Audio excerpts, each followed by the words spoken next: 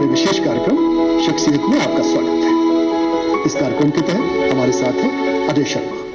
अजय शर्मा वह शख्सियत हैं जिन्होंने महान वैज्ञानिकों आर्किमिडीज, न्यूटन और आइंस्टीन के सर्वमान्य सिद्धांतों को चुनौती दी है, उनमें खामियां निकाली हैं।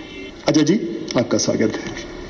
अजय जी, हम आपसे बहुत लंबी बात करेंगे, आपके अनुसंधान के बारे में, कितनी मेहनत आपने की, कितना समय लगा, लेकिन उससे पहले थोड़ा सा आपके व्यक्तिगत जीवन के बारे में, बचपन के बारे में, कैसे प्रारंभिक शिक्षा शुरू हुई और कहां से शुरू हुई? मैं हिमाचल प्रदेश हमीरपुर जिला गांव द्योटसित चकमो का निवासी हूं। मेरी आरंभिक शिक्षा वहीं एक सरकारी स्कूल में हुई। 10वीं मैंने वहीं से पास की। पूरा ग्रामीण परिवेश था। जब मैं 6ठी क्लास में था, उसमें हमारे गांव में बिजली आई और मेरे पिताजी अध्यापक थे स्कूल में ही, माताजी गृहिणी थी। तो यही मेरा एक छोटा सा परिचय है। नहीं, अब तो आप किसी परिचय के मोहताज नहीं रहे।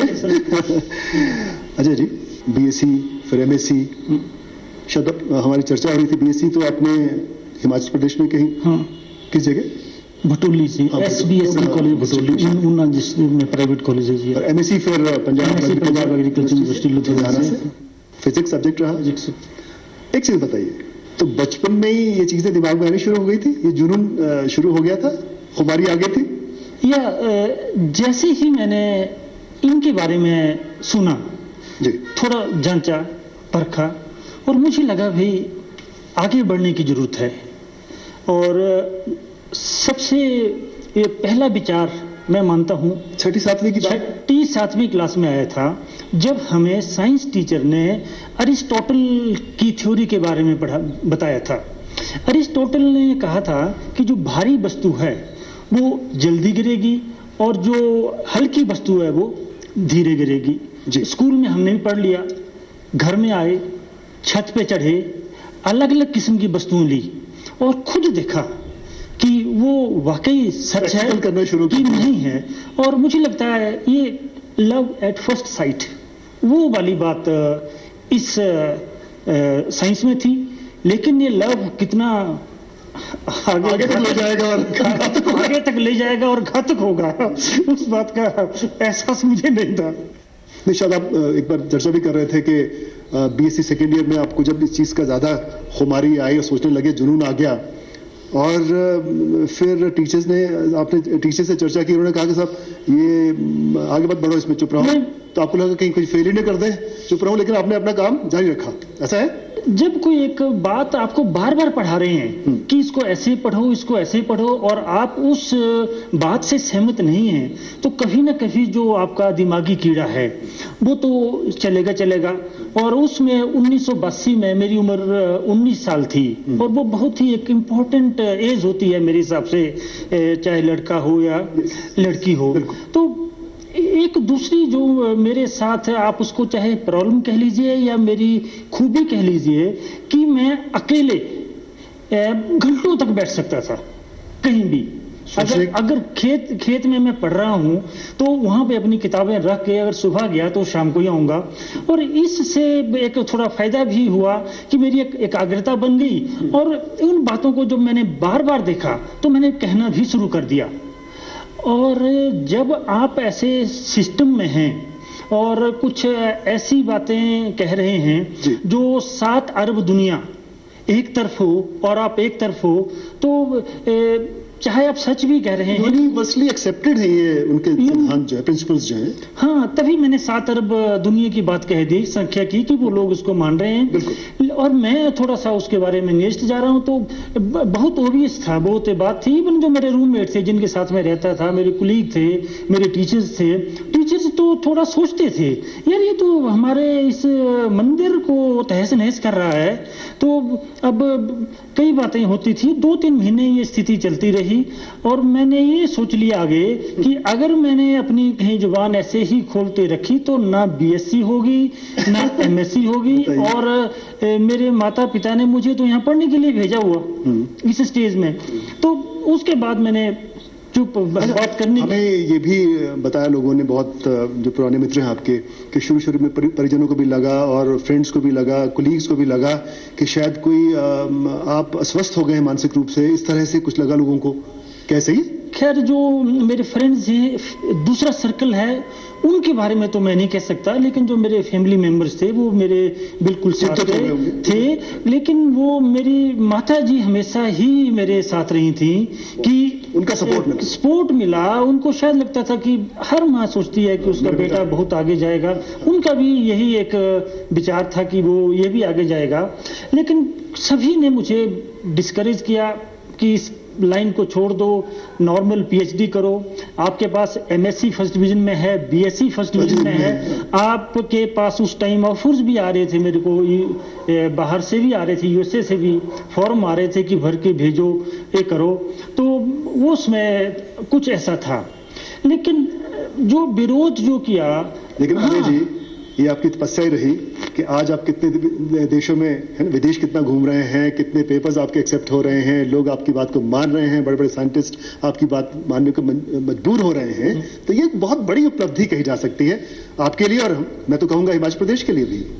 चलो, ये इसमें कुछ तो मैं सोचता हूं कि आप सब जो मेरे इतने भारतवासी हैं उनकी गुड विशेस हैं, या जो प्रभु है उसकी कोई आशीर्वाद है। लेकिन हम बात कर रहे थे कि जो साथ आपके टीचर होते थे, कुलीग्स होते थे, वो लगभग आपका जीना दूभर कर देते थे। तो मुझे दया आती थी उन पे कि ये लोग क्यों समझ नहीं रहे हैं, या ये लोग थोड़ा सा दिमाग लगा के देखें ना। जुबान से तो कहाँ हल कहाँ हुआ, दुनिया में के सारे मसले का जुबान से हल हुए हैं, वो तो दिमाग से होते हैं। तो उनको इग्नोर कर दिया, पीछे मैं हटना नहीं चाहता था, आगे मैंने जाना ही जाना था। तो धीरे धीरे ये मुकाम आज आ गया है। कभी मुझे लगता है कि समाज से भी कुछ तिरस्कृत हुआ, हो सकता है कि मीडिया वाले भी मुझे पहले वो एक अच्छे भाव से नहीं देखते थे, पर आज जो बड़ी बड़ी वेबसाइट्स हैं, मैगजीन्स हैं, प्रिंट पेपर हैं, और हाँ, हर जगह मिल रही है, तो खुशी होती है कि चलो अपने तो 52 साल बीत गए कि अगर कोई एक काम एक्सेप्ट हो जाता है तो 125 करोड़ जो भारतीय, 125 नहीं, अब 127 करोड़ जनसंख्या हिंदुस्तान की, वो तो कभी गर्व से बोलेंगे। और मैंने बाहर भी मैं गया हूँ, और जो हमारे एनआरआई हैं वो भी इस बात पर बहुत खुश होते हैं कि चलो तो हमारे मुल्क में भी कोई ऐसा अच्छा काम हो रहा है। यहाँ हम रुकते हैं एक छोटे से ब्रेक के लिए। ब्रेक के बाद अजय शर्मा जी से बातचीत का सिलसिला यूं ही जारी रहेगा, जल्द लौटते हैं। 1687 में किताब लिखी प्रिंसिपिया, इनमें जिन सिद्धांतों की बात की है उनको नहीं मानेंगे, आप कह रहे हैं उसमें खामी कभी दिया ही नहीं था।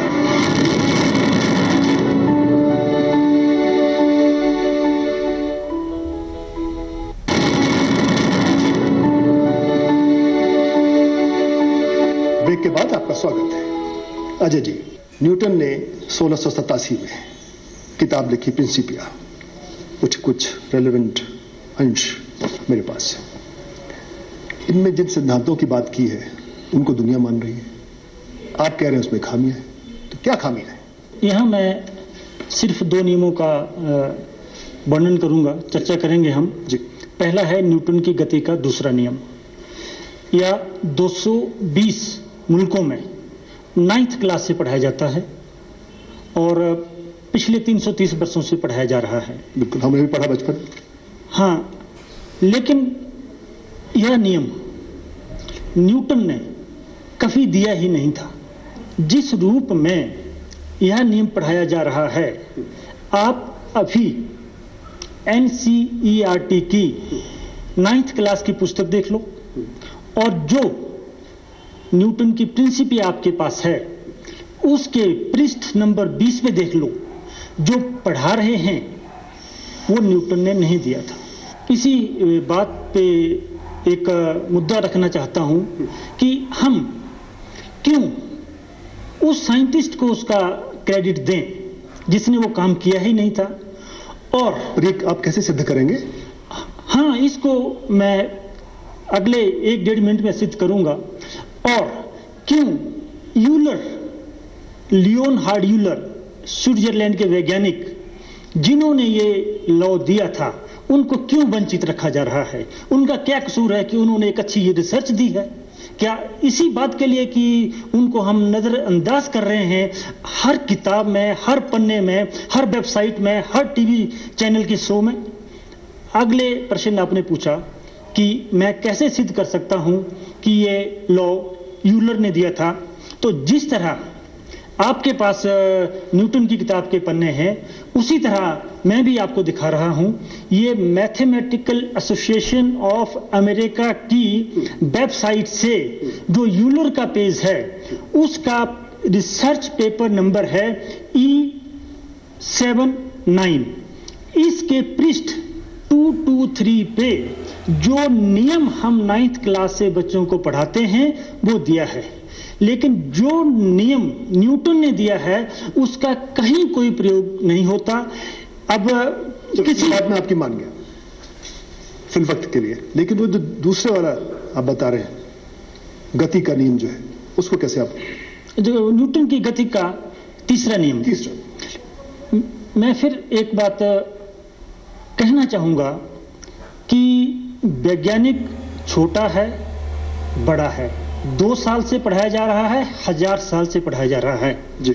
मुझे किसी के नाम से, किसी की ऊंचाई से कोई मतलब नहीं है। मैं सिर्फ देखता हूं कि उन्होंने कागज पे क्या लिखा है। जो कागज पे लिखा है उसका मतलब क्या है? हमारे दर्शकों को आप बिल्कुल सिंपलेस्ट वे में बताइए। न्यूटन की गति का तीसरा नियम एक साइंस का नियम ही नहीं, डेली लाइफ का और फिलॉसफी का नियम भी है। To every action there is equal and opposite reaction. हर क्रिया के प्रति प्रतिक्रिया होती है। न्यूटन ने कहा है क्रिया और प्रतिक्रिया बराबर होती है। Action is equal to reaction. उदाहरण दीजिए। मैं यहां कह रहा हूं कि ये अपोजिट तो हो सकती हैं, एक्शन और रिएक्शन, लेकिन हमेशा बराबर नहीं होती। अब मैं कोई कॉम्प्लिकेटेड एग्जांपल नहीं दूंगा जो मैंने अपनी पुस्तकों में डिस्कस किया है। एक ऐसा एग्जांपल दूंगा जो गली मोहल्लों में आप सब ने कई बार देखा होगा। मान लीजिए कि एक स्कूल की लड़की है, गुड़िया, वो गेंद से खेल रही है। उसके पास 2 गेंदें हैं, पहले दोनों रबर की हैं। वो दोनों गेंदों को बराबर बल के साथ, बराबर एक्शन के साथ दीवार पे फेंकती हैं और दोनों गेंदें एक समान गति से वापस आती हैं। जो हमने उनको आगे फेंका वो एक्शन हो गया, जो दीवार ने फेंका वो रिएक्शन हो गया। इस अवस्था में दोनों गेंदें बराबर समय पे वापस आ रही हैं। Action is equal to reaction, क्रिया इज इक्वल टू प्रतिक्रिया, अपोजिट है, बिल्कुल सही है। जो न्यूटन ने प्रिंसिपिया के पेज नंबर 220 पर थर्ड लॉ दिया है तो फिर खामी क्या सही है। तो फिर खामी क्या है? खामी ये है कि हम कुछ आगे नहीं सोच रहे हैं उससे। मान लो मैं उसी गुड़िया के पास एक रबड़ की बॉल दे देता हूं और उसी के पास मैं एक कपड़े की बॉल दे देता हूं और उसको वो उस ढंग से उसको दीवार पे फेंकती है, उसी फोर्स से दोनों को कि उनका एक्शन बराबर है। लेकिन आप देखेंगे कि जो रबड़ की बॉल है वो तेजी से वापस आती है और जो कपड़े की बॉल है वो धीरे वापस आती है। मेरे कहने का मतलब ये है कि आप कपड़े की बॉल की जो प्रतिक्रिया है उसको क्यों नजरअंदाज कर रहे हैं, उसको भी आप बीच में रखिए और आगे आपने जो एक सही ढंग से साइंस को आगे बढ़ाइए। अजय जी, आपके पास इसकी क्या व्याख्या है? मेरे पास इसकी व्याख्या यह है कि न्यूटन का तीसरा नियम वस्तु की प्रकृति, संरचना, हार्डनेस, सॉफ्टनेस आदि की व्याख्या नहीं करता है। अगर हम न्यूटन के नियम को न्यूटन की ही लिमिट्स में एक्सटेंड करते हैं, उसका विस्तार करते हैं, तो हम इसकी भी व्याख्या कर सकते हैं। क्योंकि उसमें जो विस्तृत नियम है उसमें एक अतिरिक्त घटक आ जाता है जो वस्तु की प्रकृति, संरचना, हार्डनेस, सॉफ्टनेस की को अकाउंट फॉर करता है। तो उसका सोल्यूशन भी न्यूटन के नियम को एक्सटेंड करके हम निकाल सकते हैं। यह मैंने अपनी पुस्तकों में किया है। एक आप बहुत चर्चा करते हैं E = mc², वो बताइए दर्शकों को क्या चीज है? देखिए, ये ऐसी इक्वेशन है जिसको हर समय दुनिया में कहीं ना कहीं यूज हो रही है। खरबों डॉलर्स की जो एक्सपेरिमेंटेशन है वो इसके ऊपर बेस्ड है। ये सच्चाई है। लेकिन आइंस्टीन ने ये इक्वेशन 1905 में दी थी। उसमें आइंस्टीन का पेपर बिना जांचे ही पब्लिश हुआ था। जब मैं उस बिना जांचे पेपर की आगे व्याख्या कर रहा हूं, आलोचनात्मक टिप्पणी कर रहा हूं, तो उसमें कई खामियां हैं। आपने कुछ संशोधन भी तो किया है ना? हाँ, फिर मैंने E is equal to M C square को विस्तार करके delta E is equal to A C square delta M करके दिया है, जो मेरा समीकरण है। इसके क्या मायने हुए? मेरा उसमें कि जो एनर्जी निकलती है वो आइंस्टीन की इक्वेशन से कम भी हो सकती है, बराबर भी हो सकती है और ज्यादा भी हो सकती है। इस तरह मेरा समीकरण जो है वो विस्तृत समीकरण है और आइंस्टीन का समीकरण उसकी एक विशेष अवस्था है। इस समीकरण पे हम आगे भी बात करेंगे। यहां वक्त हो चला है एक छोटे से और ब्रेक का। ब्रेक के बाद एक ड्रॉप स्लॉट पे आइंस्टाइन की डेरिवेशन है E is equal to mc square. इसमें आपने क्या खामियां हैं? देखिए, अगर हम सही देखें तो उसकी अनेक खामियां हैं।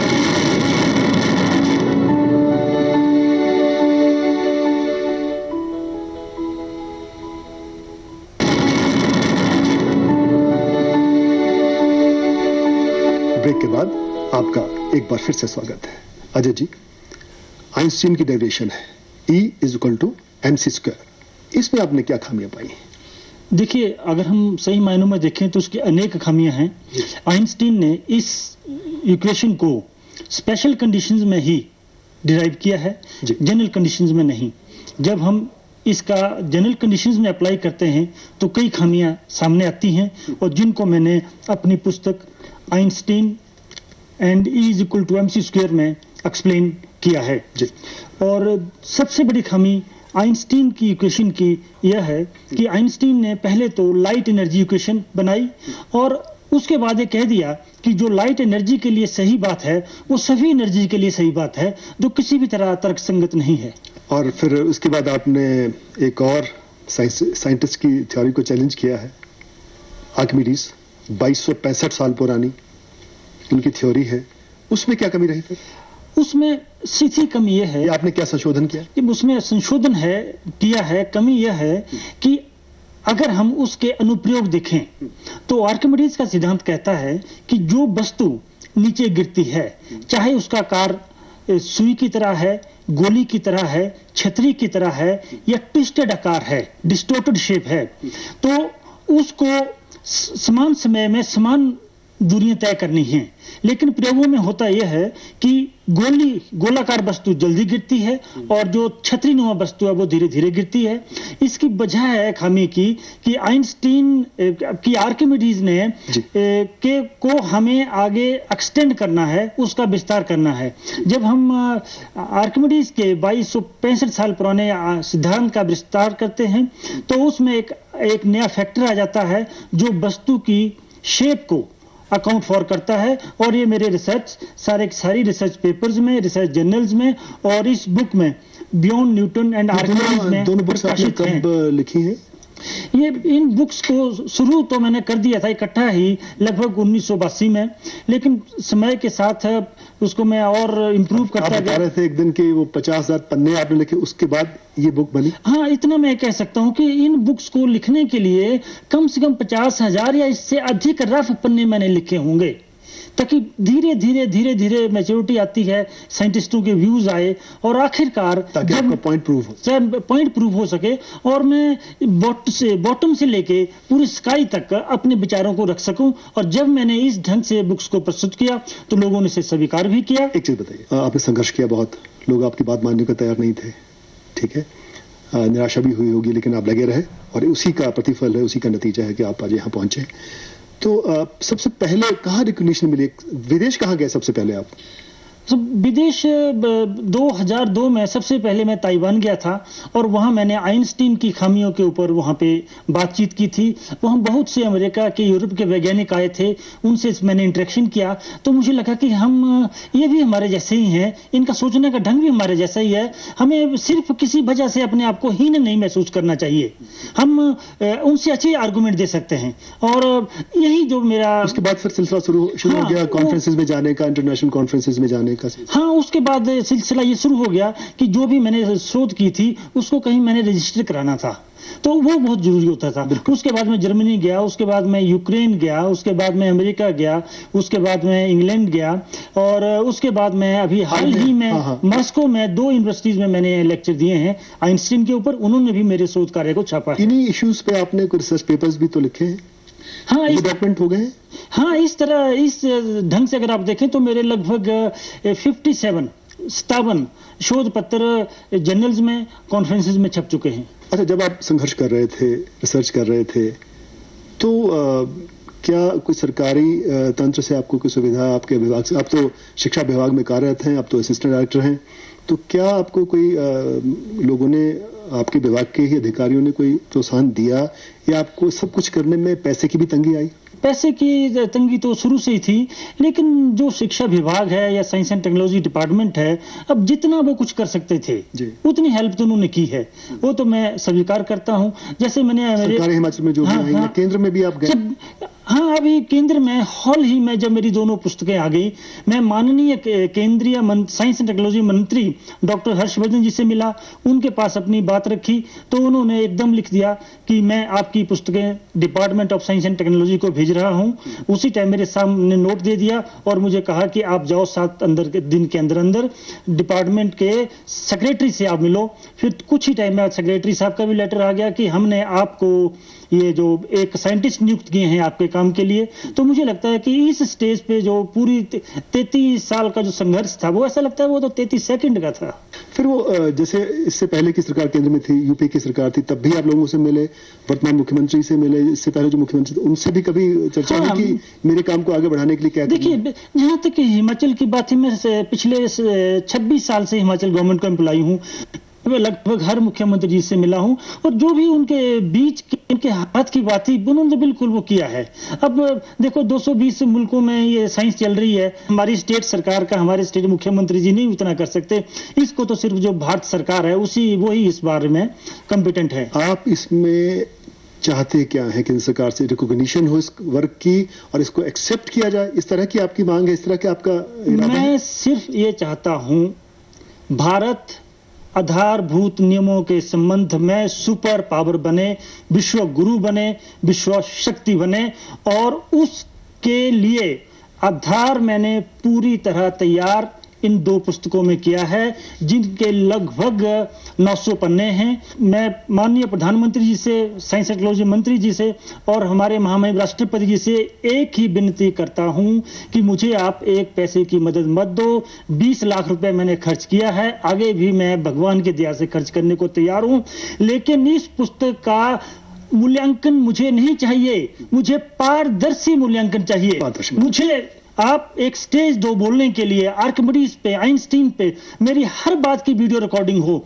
अगर जो भी साइंटिस्ट वहां उनको पढ़ रहा है, बैठा हुआ है, वो लिख कर मुझे बताए कि इसमें ये खामियां हैं। लेकिन मैंने तो ये देखा है कि सामने बैठे रहते हैं, कई बार उनको खुद भी पता नहीं होता है कि हमने क्या बोलना, और बाहर आके वो ऐसी मोटी स्टेटमेंटें देते हैं कि पूरे के पूरे पब्लिक जो है वो मेरे एकदम से अंगेस्ट हो जाती है, और शायद इससे मुझे बहुत ही नुकसान हुआ है। मैं फिर विनम्र प्रार्थना करता हूं हमारे राष्ट्रपति जी से, प्रधानमंत्री जी से, कि वो पारदर्शी मूल्यांकन मेरी पुस्तक का किया जाए, और इसकी एप्लीकेशन मैं ऑलरेडी सेंटर को दे चुका हूं। आपके संशोधनों को अगर सही परिप्रेक्ष्य में माना जाता है तो इस देश के, इस दुनिया के, मुख्य रूप से देश की बात करता हूं पहले, उसके परिप्रेक्ष्य में, विकास में, टेक्नोलॉजी में, डेवलपमेंट में क्या फायदा होगा? खैर, डेवलपमेंट और टेक्नोलॉजी का तो बात आगे चलती रहती है, लेकिन 127 करोड़ हिंदुस्तानी ये कह सकते हैं कि हम भी एक ऐसा शोध कार्य कर सकते हैं जिसे पूरी दुनिया में पढ़ाया जा रहा है। हम भी किसी से कम नहीं, चाहे हमारे पास रिसोर्सेज कम है, लेकिन हम भी आगे बढ़ने में तैयार हैं। ये एक भावना हर हिंदुस्तानी में आएगी, और उसके बाद जो मैंने इसमें नए एक्सपेरिमेंट सुझाए हैं, टेक्नोलॉजी सुझाई हैं, उसके तो जैसे जैसे समय बीतेगा वो नए तथ्य सामने आते जाएंगे। क्या हम उम्मीद कर सकते हैं इस प्रदेश के, हिमाचल प्रदेश के निवासी, कि अजय शर्मा किसी दिन इस देश के लिए, इस प्रदेश के लिए नोबेल प्राइज लाएंगे? नोबेल प्राइज के लिए ना मैंने कभी सोचा है, ना सोचूंगा। मैं एक बात सोचता हूं कि मेरे क्या आपकी रिसर्च इस काबिल है, लगता है आपको? पहले मैं जरा पहले प्रश्न का उत्तर दे दूं कि इनाम के लिए मैंने करना होता तो आज मैं यहाँ नहीं होता, शायद 30 साल पहले अमेरिका में होता। मैं सिर्फ यही चाहता हूं कि ये काम हिंदुस्तान में हुआ है, इससे हर हिंदुस्तानी का गर्व ऊपर उठ सकता है। हर हिंदुस्तानी सोच सकता है कि हम भी दुनिया को पढ़ा सकते हैं। मेरा पहला वो एम यही है। मुझे कोई कितना बड़ा इनाम मिल जाए, जो आप कह रहे हैं उसे छोटा मिले बड़ा मिले, पर मुझे संतुष्टि तभी होगी कि जब ये काम जो है वो भारत की भूमि में हुआ विश्व स्तर पर आगे जाएगा। अजय जी, ईटीवी की ओर से आपको बहुत बहुत शुभकामनाएं, और आपने ईटीवी के साथ बातचीत की, इसके लिए आपका बहुत बहुत धन्यवाद। मैं भी ईटीवी का थैंक यू करता हूं कि उन्होंने मुझे एक आवाज दी है लोगों तक पहुंचने की, और जो मैं कह रहा हूं अगर मेरे कार्य का मूल्यांकन सही होता है तो वाकई हम बहुत आगे जाएंगे। धन्यवाद। हमारी इस विशेष बातचीत में बस इतना ही। अगले हफ्ते फिर मिलेंगे एक नई शख्सियत के साथ। आप देखते रहिए ईटीवी न्यूज़।